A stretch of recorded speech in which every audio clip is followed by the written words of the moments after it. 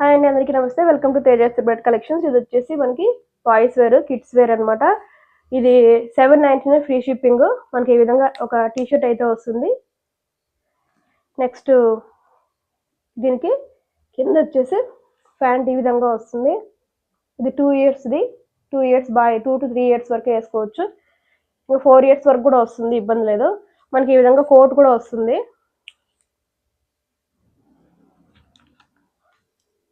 ఓకేనా ఫ్రెండ్స్.